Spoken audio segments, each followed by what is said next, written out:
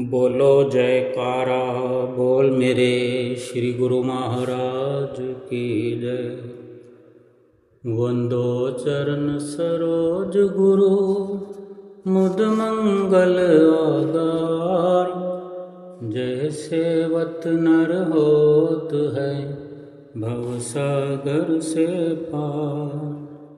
गुरु जी के सुमिरन मात्र से नाशत विघ्न अनंत। तासे सर्वारंभ में ध्यावत हैं सब संत। संसार में रहते हुए इंसान इतना समझदार तो है कि उसकी ये कोशिश रहती कि कभी कुछ प्राप्त करना हो, कुछ खरीदना हो, पैसा खर्च करके कुछ भी लाना हो, तो वो चाहता है कि कोई असल वस्तु मिले, असली चीज़ मिले। कोई प्लॉट खरीदना हो, मकान खरीदना हो, सोना खरीदना हो, तो वो गुणवत्ता का पूरा ख्याल रखते हैं। बल्कि ये देखते हैं कि जो पैसा खर्च किया जा रहा है उसके एवज में कहीं मैं असल चीज़ से भटक तो नहीं रहा, मेरे साथ धोखा तो नहीं हो रहा, कहीं पछताना तो नहीं पड़ेगा, कोई दुख उठाना तो नहीं पड़ेगा।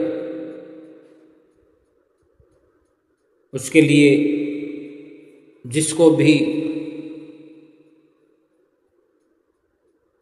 समझने के लिए बीच में लाना पड़े, किसी से राय लेनी पड़े, किसी का मार्गदर्शन चाहिए, कोई ज़मीन के कागजात हों उसको वकील को दिखाएंगे, किसी सलाहकार से बात करेंगे। क्योंकि बाद में पश्चाताप हो, दुख हो, इससे अच्छा है कि कम से कम ये खोजबीन पहले होनी चाहिए कि मैं क्या खरीद रहा हूँ, वो ठीक है या गलत है। और जो आंख बंद करके चलते रहते हैं और देखते हैं आज इस दुनिया के अंदर 20-20, 30-30 साल पुराने मकान जमींदोज कर दिए जाते हैं कि ये गलत जगह पर बना हुआ है। लोग रोते चिल्लाते रहते हैं, घर से बेदखल कर दिया जाता है। देखते देखते मकान को मिट्टी में मिला दिया जाता है। 2 मंजिला, 3 मंजिला, 4 मंजिला, 5 मंजिला मकान भी हो,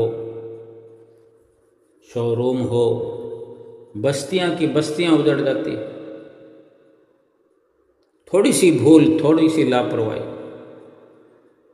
कि अगर किसी जगह पर, सरकारी जगह पर कब्जा कर लिया है, अतिक्रमण कर लिया है हमने, और फिर उस पर काफ़ी खर्चा हमने लगा दिया। आज कब्जा करते वक्त हमारे पास अधिक धन ना हो तो सोचते हैं कि मुफ्त में ये जगह खाली पड़ी है, लोग आकर रह रहे हैं, हम भी रह लेते हैं, थोड़ा बहुत कंस्ट्रक्शन कर लेते हैं। आने वाले वक्त में हमारा समय बदलता है, कमाई होने लग जाती है, हम उस जगह पर एक बड़ा बंगला बना लेते हैं, जैसा कमाते हैं उस पर लगाते रहते हैं। ये ख्याल दिल से निकल जाता है कि हमने किसी जगह पर कब्जा किया है। सोचते हैं कि सब बना रहे, अब तक नहीं हुआ तो अब क्या होगा। लेकिन फिर ऐसा दिन आ जाता है कि सारे जीवन की कमाई मलबे में तब्दील हो जाती है। कितना दुख होता होगा उस वक़्त। छोटे छोटे बच्चे सहित घर से बाहर कर दिए जाते हैं। और जिनके पास कुछ अधिक व्यवस्था नहीं है उनको तो केवल अपना झुग्गी झोपड़ी हो उससे ही बहुत तकलीफ हो जाती है। भाव कहने का इतना ही है कि ये एक जीवन स्तर की बात है कि कितने सालों की मेहनत जो है वो मिट्टी में मिल गई। अगर ये इंसानी जीवन, ये मनुष्य शरीर कई सालों की मेहनत नहीं है, कई लाखों जन्मों की बुनियाद पर खड़ा हुआ है। लाखों जन्मों के पुण्य फल देने को आते हैं, परमात्मा की कृपा होती है तब ये मानुष जीवन मिलता है। अब मानुष जीवन में ज्ञान प्राप्त होता है,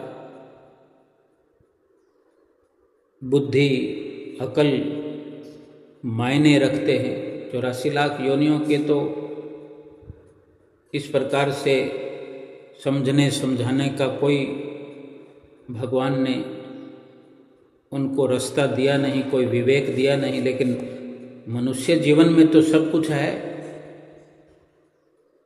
आज इस दुनिया में जितनी तरक्की देख रहे हैं सब इंसानी शरीर के कारण है, मनुष्य जीवन के कारण है, या कोई कुत्ते बिल्लों ने, गधों ने, घोड़ों ने, हाथियों ने, सांप ने, बिच्छू ने कोई संसार में तरक्की कर ली हो।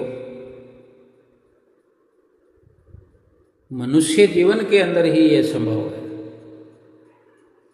तो बड़ा लाभ मनुष्य जीवन का यही है कि मनुष्य जीवन में अगर ज्ञानवान होकर के, समझदार होकर के असल और नकल का भेद न समझा जाए, असल से गाफिल रहे, स्वयं अपने आप को न जान सके कि मैं शरीर हूँ, मेरा असली स्वरूप, मेरा असली रूप ये शरीर ही है या कुछ और है। यही संत महापुरुष समझाते हैं, बताते हैं कि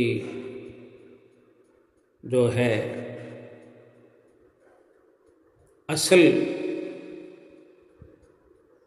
असल रूप जो है वो आत्मा है। शरीर जो है यहाँ मिला हुआ है, आत्मा को रहने के लिए शरीर मिला हुआ है। आत्मा जब तक जितने समय के लिए इस दुनिया में रहने के लिए आई है तब तक ये शरीर आत्मा के शरीर में रहते हुए ये शरीर काम करता रहेगा। बाकी तो फिर ये शरीर जो है मिट्टी में मिलने वाला है।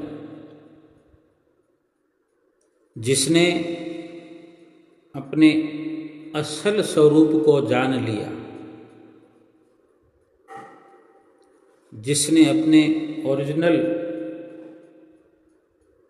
स्वरूप को जान लिया, समझ लिया कि मैं क्या हूँ, मैं कौन हूँ, क्या करने के लिए आया हूँ, तो उसने मनुष्य जीवन का लाभ उठा लिया। इतने कदर और कीमत का ये जीवन है कि 84 लाख योनियों में भी बड़ी मुश्किल से एक बार मिलता है।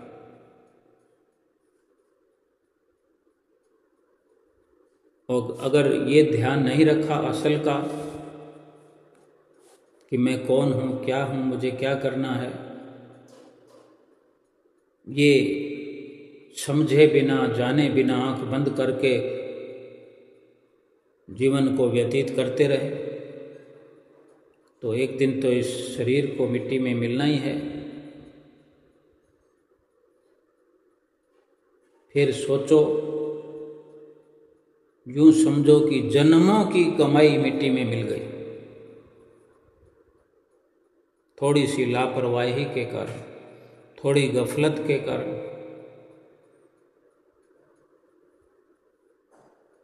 और जिसने संसार में रहकर संसार की असलियत को समझ लिया, संसार के रूप को समझ लिया, अपने शरीर की असलियत को जान लिया कि ये शरीर मिट्टी का है, मिट्टी में मिलेगा, असल स्वरूप तो आत्मा है। जो अपनी आत्मा में स्थित रहा वो समझो कि इस जीवन की बाजी को जीत गया। और वास्तव में यही समझना क्या कि ये दुनिया क्या है, सुख क्या है, दुख क्या है और कैसे समझा जाए, ये महापुरुष समझाते हैं। ये समझने की नितांत आवश्यकता हम सबको ये समझना है, ये जानना है, ये मानना भी है और यही मान लेना चाहिए कि ये दुनिया जो है अब दल दल बनने वाली है, दल दल बनती जा रही है। जो वक्त बीत गया, जो समय गुजर गया, उसका बिल्कुल भी चिंतन न करके, विचार न करके अब से यही विचार पक्का करना है कि अब ये दुनिया दल दल बनती चली जा रही है। अब ये मान लेना है कि इस दुनिया में केवल दुख ही दुख बाकी रह गया है। फिर भी अगर सुख की कोई किरण दिख रही है, अगर लग रहा है अभी भी कि सुख मिलेगा, सुख दिख रहा है, तो ये मान लीजिए कि वो दुख में परिवर्तन होने वाला है, वो सुख भी दुख बनने वाला है। इसलिए अब हमको, इसलिए अब मुझे इस दुनिया में रहकर दुनिया से न्यारा हो जाना है। गुरुमुख प्रेमियों, यही तरीका है बार बार अपने मन बुद्धि को उस पुरानी दुनिया से निकालकर अपने अलग ओरिजिनल स्वरूप में स्थित होकर के परमात्मा को याद करना, सतगुरु को याद करना, सतगुरु का ध्यान करना, ताकि हम और आप अपने असल ओरिजिनल स्वरूप को स्वतः ही अनुभव कर पाए। दुनिया में तो सुख देख लिया, खंगाल लिया, लेकिन यकीन न कर पाए अभी तक भी। इसलिए संतों महापुरुषों के नजरिए से, वेदों शास्त्रों के वर्णनों से, समय समय पर अवतरित हुए महापुरुषों के वचनों से, उनके कथन से ये निर्णय अब अवश्य लेना है कि अपने असल स्वरूप को अनुभव में लाएं, उसकी पहचान करें।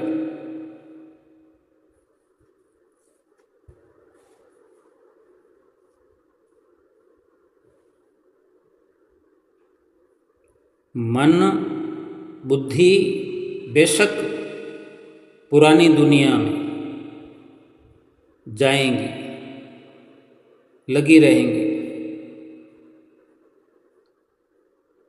क्योंकि उस दुनिया से निकलना, मन और बुद्धि को निकाल कर लाना, ये जीव का अपना कार्य है। मन और बुद्धि पुरानी दुनिया में जाएंगे, परंतु हमें अटेंशन द्वारा अपने आप को असल स्वरूप में स्थित करना है। और ये भी जान लेना चाहिए, अब से हमको ये समझना चाहिए कि हमारा जो असल स्वरूप है, जिसको आत्म स्वरूप कहते हैं, अगर उस असल स्वरूप में हम स्थित हो जाते हैं, उसी को जानने पहचानने का हम ये एक नया कार्य कहें, नई सोच के साथ ये नई शुरुआत कहें, या ये नई दुनिया है। पुरानी दुनिया वो थी जो कि हम सुख ढूंढ रहे थे, सुख आज तक मिला नहीं। जो जो भी सुख हमने माना, जिस जिस को सुख समझा, जिस जिस वस्तु में सुख समझा, सब के सब दुख स्वरूप होते गए, दुखों में परिवर्तन होते गए और दुख बनकर हमारी झोली में आया। इसलिए अब ये यकीन करना जरूरी है कि इस दुनिया में दुख ही दुख है, दुख के अलावा कुछ भी नहीं। और जो सुख अब नज़र आता है, अब भी आस है, तो समझ लो कि वो भी बाकी इतने सारे जो दुख प्राप्त हुए, ये सुख भी दुख में ही परिवर्तन हो जाएगा, हमारी झोली में दुख बनकर ही गिरेगा। इसलिए इस पुरानी दुनिया को, इस पुरानी दुनिया नाम दे करके इससे न्यारा होने की ज़रूरत है, न्यारा हो जाना है। और वो दुनिया देह रूप में, शारीरिक रूप में हमें सुखों वाली नजर आती थी। हम बाहरी नजरिए से, बाहरी आँखों से, चम दृष्टि से देखा करते थे, समझा करते थे, अनुभव किया करते थे। अब जो नई दुनिया है वो भीतर की है। आत्म स्वरूप में स्थित होना, अपने ओरिजिनल असली स्वरूप में स्थित होना, वो आत्म स्वरूप जो है बाहर नहीं, हमारे शरीर के भीतर स्थित है। और क्यों इतना हल्का है, लाइट वेट है, लेश मात्र भी वजन नहीं है, बोझ नहीं है। जैसे कि स्थूल रूप में कभी कहीं आत्मा आत्म स्वरूप, आत्मा की जानकारी बाहरी स्तर पर नज़र नहीं आई, हमने बाहर अनुभव नहीं किया, बल्कि हमने तो ये जानने की कोशिश भी नहीं की कि हमारा असल स्वरूप जो है, असल जो पहचान है वो अंदर की ओर है, अपने भीतर है। कभी इस प्रकार से सोचा नहीं, समझा नहीं। अब चूंकि हमने नई दुनिया स्थापित कर ली है, अपने असली स्वरूप में हम स्थित हो गए हैं, बिल्कुल हल्का, ये हमारा असली स्वरूप है, साफ सुथरा है, सुख देने वाला है, उसके ख्याल मात्र से ही सुख मिलता है। जैसे संसार के झूठे सुखों के ख्याल मात्र से ही दुख की उत्पत्ति होती है। ठीक से कोई किसी भी प्रकार समझ सकता है, मकान, बिल्डिंग, बंगला बनाने की इच्छा, ख्वाहिश रखते हैं, शुरुआत करते हैं तो दुखों की झड़ी लग जाती है। कहीं ना कहीं जब गहराई से विचार किया जाएगा तो अंत में नतीजा वही निकल करके आएगा कि जो हमने सुख का एक एक्सपेरिमेंट किया था कि ये मकान सुख देने वाला है, एक दिन ऐसी हालत हो जाएगी, मकान कितना काम आएगा हमारे, ये तो ठीक से कहना मुश्किल है। जिस बंगले को, जिस मकान को, जिस घर को बड़ी उम्मीदों से इंसान बनाता है, एक वक्त आता है कि कभी सोचा नहीं होता कि उसी मकान में वो इंसान ऐसी हालात में पड़ा होता है जो कभी सोचा नहीं। और ये ख्याल भी चल रहा होता है, अनेकों बार ये ख्याल आता है। जब ऐसी अवस्था आ जाती है, उम्र का एक ऐसा पड़ाव आ जाता है, उस मकान बंगले से बिछड़ने का ख्याल मात्र ही हमारा रोम रोम दुखी कर जाता है कि इस मकान को छोड़कर जाना पड़ेगा। अब सोचो कि ऐसे वक्त में ऐसा ख्याल आए कि ये मकान जो है सुख के लिए बनाया था, जीवन भर तो मकान में रहने का अवसर ही नहीं मिला, बनाते चले गए, धन खर्च करते गए, मकान को बनाने में धन कमाने के लिए बाहर ही बाहर रहे। विचार करके देखो कि कोई भी इंसान जो कमाई करने वाला है, कितने घंटे मकान से बाहर रहता है और कितने घंटे मकान के अंदर रहता है, और मकान के अंदर रहकर भी ये कितनी सोचने वाली बात है कि मकान के अंदर, अपने बंगले के अंदर रहकर भी कितना लाभ उठाता है। मखमली गद्दों पर बैठकर सोकर भी जाने कितनी चिंताओं में गिरा रहता है इंसान। फिर सोचो, जिस सुख को जानकर इसको बनाया गया वो तो इसमें कभी मिला ही नहीं, और फिर इसको छोड़ जाने का ख्याल मात्र ही इंसान को, जीव को दुखी कर देने वाला होता है। ऐसे ही जितने भी दुनिया के सामान हैं, दुनिया के रिश्ते हैं,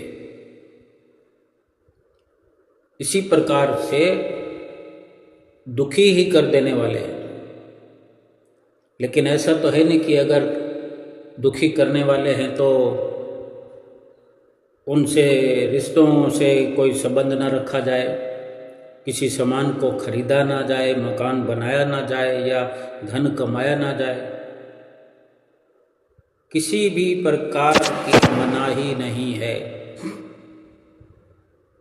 लेकिन विचार ये होना चाहिए कि सुख की खोज में ये सब जो रचना इंसान रचाता है, एक रचना तो भगवान ने रचा दी है। इस संसार को जो रचाया है ये भगवान की रचना है। इस संसार में सुख भी है, दुख भी है। कहने को कहा जाता है कि संसार तो दुखों का घर है, लेकिन संसार में सुखी होने का संदेश भी तो संत सतगुरु हमें दिया करते हैं। वो इसी संसार में ही रह करके पाया जाता है। युक्ति समझाते हैं, तरीका बतलाते हैं। वो यही है, अपनी आत्मा में स्थित हो जाओ, आत्म स्वरूप में स्थित होकर के मकान बनाओ, मकान में शरीर को रखो। हम मकान अपने शरीर के अंदर रख लेते हैं, उन रिश्तों को अपने शरीर में बसा लेते हैं, मन में बसा लेते हैं, उन सामानों को अपने विचारों में बसा लेते हैं। हर प्रकार से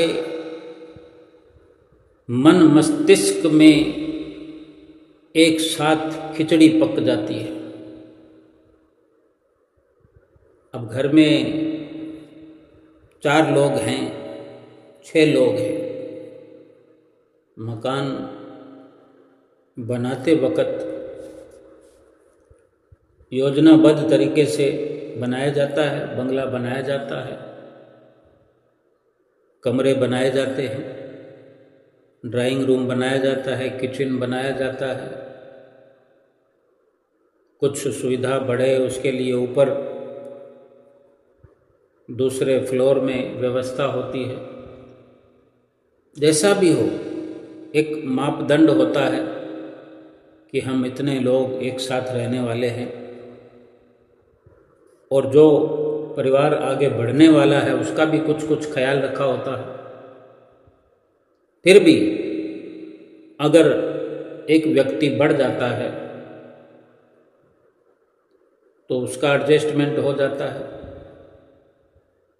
कुछ ना कुछ अंडरस्टैंडिंग बन जाती है अपनी, क्योंकि वो भी बाकी सब लोगों की तरह अपना करके ही आता है। उसको हम अपनाते हैं और वो हमें अपनाता है, चाहे किसी बच्चे का आना हो या घर में बहू का आना हो।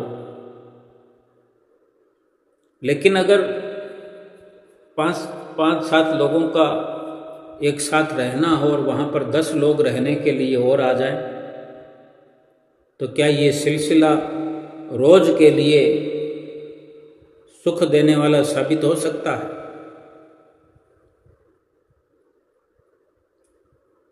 दुखों का दृश्य बन जाएगा, क्योंकि उठने बैठने में दिक्कत, खाने पीने में दिक्कत, यानी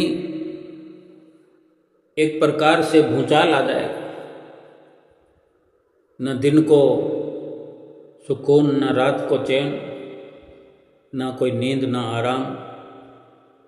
ऐसे ही जो वस्तुएं बाहर की हैं वो बाहर ही रहें तो अच्छा है। अपने चित्त में,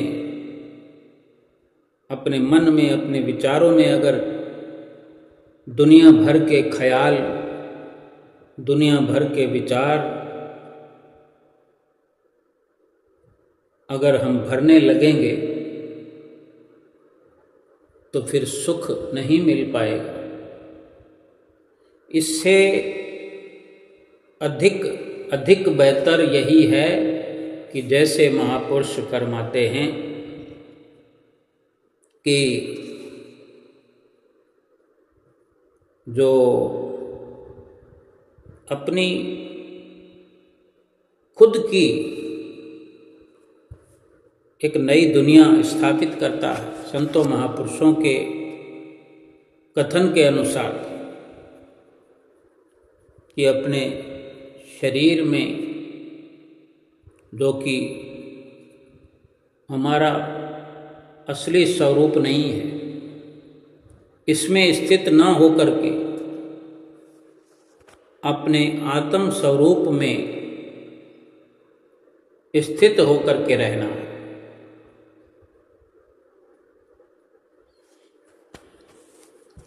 और जो बिल्कुल ऐसा सुंदर, मनमोहक, क्योंकि असल स्वरूप है ना, इसलिए हर बात में बिल्कुल हल्का फुल्का रहने का आनंद भी प्राप्त होता है। फिर हम घर में रहें, दुकान में रहें, धन कमाएं, कम हो ज़्यादा हो, हर वक्त ये बोध, ये ज्ञान बना रहेगा कि मैं तो निमित्त मात्र हूँ। संसार के पीछे भागना हम छोड़ देंगे, संसार को एकत्र करना छोड़ देंगे, संसार के ख्यालों में चित्त को उलझाना छोड़ देंगे। बस अलबेला नहीं बनना है, ना थकना है, ना ही दिल शिकस्त बनना है। पूरी की पूरी अटेंशन रखना है, होशियारी, समझदारी के साथ रहना है। और जैसे अपनी आत्मा में स्थित हुए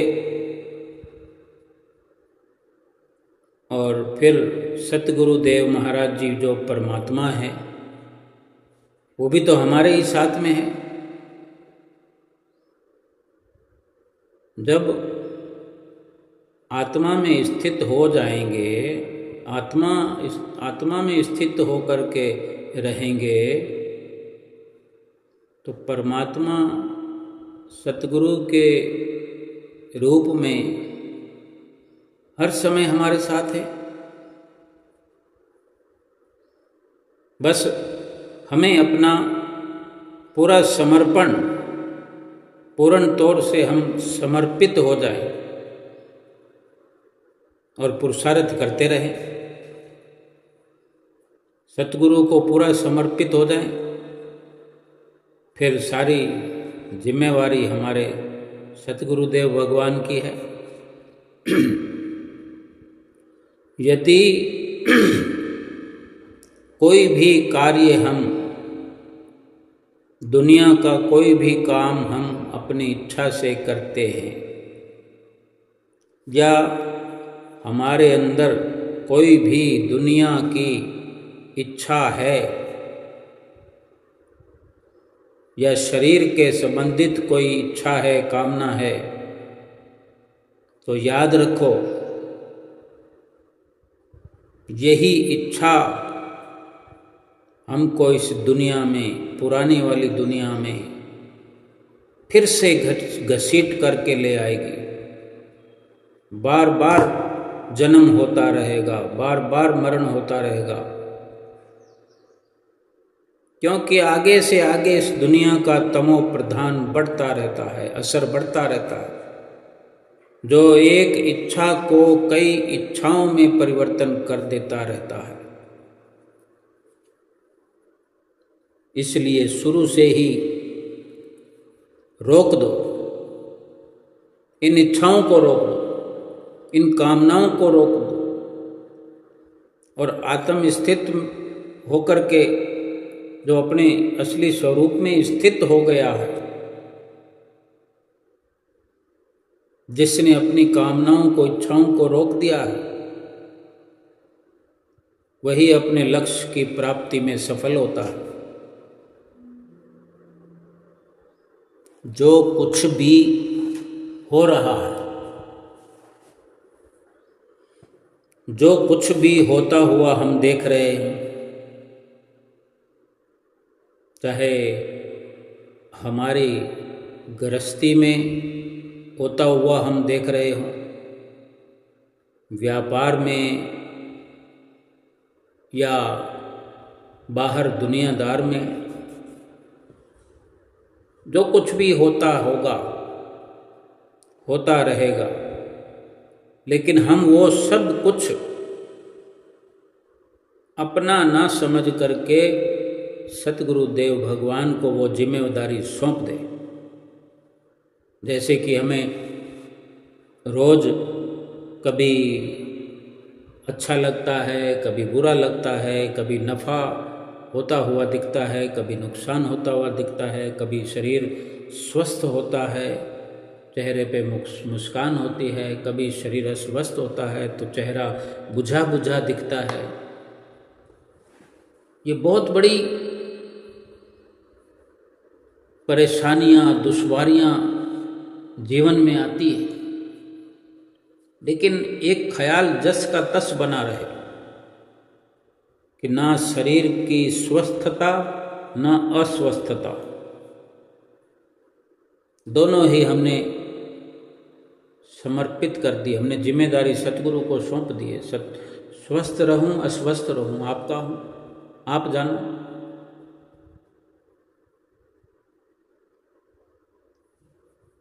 और जिसने ये जिम्मेदारी सतगुरुदेव भगवान को सौंप दी है, दुनियावी नफ़ा नुकसान, ग्रस्त का भार, सब भार तुम्हारे चरणों में, अब जीत तुम्हारे चरणों में और हार तुम्हारे चरणों में, अब सौंप दिया हर भार तुम्हारे चरणों में। ये बहुत बड़ा जीवन का गहरा लाभ है कि जो बच्चा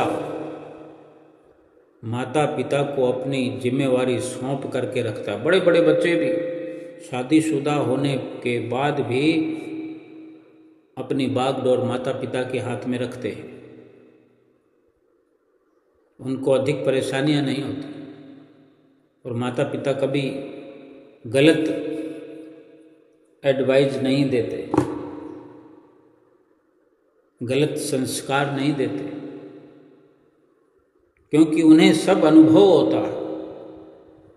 कोई बच्चा अगर 40 साल का हो जाए, शादीशुदा हो जाए, बच्चों वाला हो जाए और माता पिता के संरक्षण में रहे, उनके मार्गदर्शन में रहे, तो क्या नुकसान हो सकता है? क्योंकि माता पिता तो 40 साल के दौर से भी गुजरे हैं, 50 साल के दौर से भी गुजरे हैं।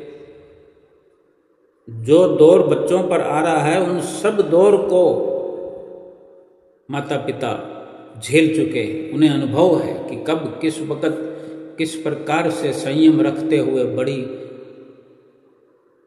सफलतापूर्वक आगे बढ़ना है। छोटे छोटे बच्चे देखते हैं, छोटे छोटे बच्चे जब होते हैं और दादा दादी का उनको लाड़ प्यार मिलता है, कितनी सहूलतें होती हैं। ये बेशक आज की इस दुनिया में लुप्त हो रहा है, होता जा रहा है, हो गया है, तो फिर जीवन तो संघर्षमयी हो गया है, सुख तो काफूर हो गया है, धन ही धन की बढ़ोतरी हो रही है, सोना बढ़ रहा है, धन बढ़ रहा है, कपड़े बढ़ रहे हैं, दुनिया भर के सामान घर में बढ़ रहे हैं, लेकिन सुख जो है वो काफूर होता चला जा रहा है। सुख तो गायब हो गया है। जो पहले एक संसारिक स्तर पर भी जो माता पिता के संस्कार हुआ करते थे, उनके अनुसार भी एक सुखद जीवन होता था। आध्यात्मिक जीवन का तो कोई संसारिक जीवन से किसी भी प्रकार से मुकाबला नहीं है, कोई बराबरी नहीं है। लेकिन फिर भी जितने आज आडंबर बढ़ रहे हैं, तो भक्ति तो दूर की बात है, भजन सुमरन तो दूर की बात है कि संसार की निपुणता में भी इंसान खोखला हो रहा है। संसार की तरक्की करने में भी कितनी झुंझलाहट होती है।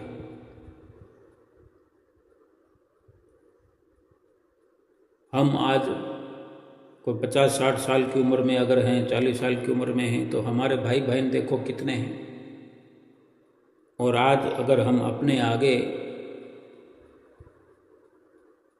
जो नई जनरेशन है, आज जिनकी शादी हो रही है या 2-4 साल 5 साल पहले जिनकी शादियां हुई हैं, उनके देखो कितने बच्चे हैं, एक ही बच्चे में व्यस्त है, अधिक से अधिक 2, उनको भी नहीं झेल पाते। भाव कहने का इतना ही है कि जो इंसान आत्मिक स्तर पर प्रयत्नशील हो जाता है, जो अपनी आत्मा में स्थित हो जाता है, सतगुरु के द्वारा, जो कि परम पिता हैं, माता पिता हैं, उनकी परस्तिश में रहता है, उनके मार्गदर्शन में चलता है, उनकी युक्तियों के अनुसार इस संसार में विचरण करता है, वो आत्मा में स्थित हुआ जीव इंसान फिर आत्मिक स्तर से परमात्मा के साथ मिल जाता है। और जो उसी इच्छाओं और कामनाओं वाली दुनिया में रहता है, वो जीवन में बहुत कुछ होने पर भी हर प्रकार का उसे अभाव नजर आता है। जीवन पर्यंत प्राप्त करने की भावना को लिए हुए जीवन भर चाहना, कामना, इच्छा रख करके अपने जीवन को मिट्टी में मिला देता है। जो अपने इस संसारिक जीवन को, गृहस्थ जीवन को, व्यापारिक जीवन को, मानसिक जीवन को, आर्थिक जीवन को, यानी हर प्रकार से अपने सांसारिक स्तर को अपने सतगुरु के चरणों में सौंप देता है, भजन अभ्यास करता है, नित्य नियम करता है, सतगुरु के मार्गदर्शन में चलता है, दृढ़ता की शक्ति की बहुत जरूरत होती है। दृढ़ संकल्प जरूरी होता है। दृढ़ता की शक्ति से ही हम दुनियावी इच्छाओं को, कामनाओं को खत्म कर सकते हैं। और दृढ़ता की शक्ति से ही अपने मन बुद्धि को अपने असल स्वरूप में स्थित कर सकते हैं। इसलिए दृढ़ता की शक्ति से ही अपनी मन बुद्धि को ठीक प्रकार से अपने असल स्वरूप में स्थिर करें।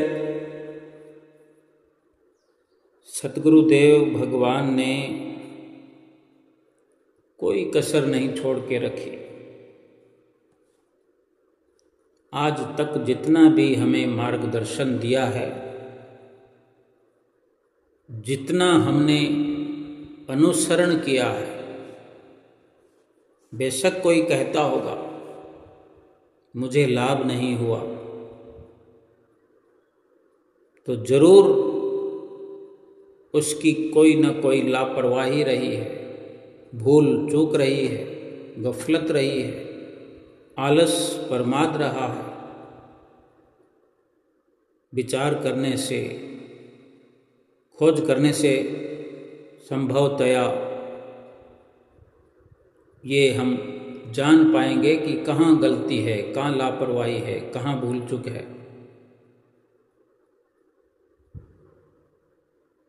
भजन अभ्यास को ठीक से किया जाए, 5 नियमों की पालना को नित्य प्रति करते हुए सर्वप्रथम तो ये यकीन करना होगा, दृढ़ता से ये जानना होगा कि ये संसार जो है अब तो दुख का रूप ही बन गया है। क्योंकि अब तक जो देखना था देख लिया, अब तो तौबा करने की ज़रूरत है। और कितना विश्वास करेंगे, कितना अंधविश्वास करेंगे, कितना लापरवाही करेंगे, कितना आलस्य करेंगे, नुकसान किसका हो रहा है। इस जीवन को बर्बादी की कगार पर इंसान लेकर के आ गया है, पहुंच गया है।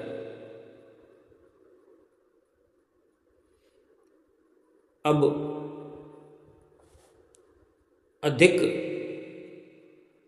प्रयास यही करने की ज़रूरत है कि जो हुआ सो हुआ, उसके लिए विचार न करें, बल्कि दृढ़ संकल्प, दृढ़ शक्ति, एक दृढ़ता अपनाएं। दृढ़ता की शक्ति की इस समय बहुत बहुत आवश्यकता है। और तभी इच्छाओं को खत्म कर पाएंगे, कामनाओं को खत्म कर पाएंगे। कुछ भी साथ जाएगा नहीं, इस विचार को शिथिल कर पाएंगे। बिल्कुल निश्चिंत हो जाओ, अपना दिल शीतल शांत करो, सतगुरु पे विश्वास करते हुए सतगुरु के वचनों को अमल में लाओ, उनके एक एक वचन का अनुसरण करते हुए निश्चिंत हो जाओ और सतगुरु की प्रसन्नता पाओ। श्री आरती, पूजा, सेवा, सत्संग, सुमरन, दर्शन, ध्यान, ये 5 नियम निभाते हुए 2 घंटे भजन सुमरन अभ्यास रोज का रोज करते हुए लोक और परलोक सुखी बनाओ। बोलो जयकारा बोल मेरे श्री गुरु महाराज की जय।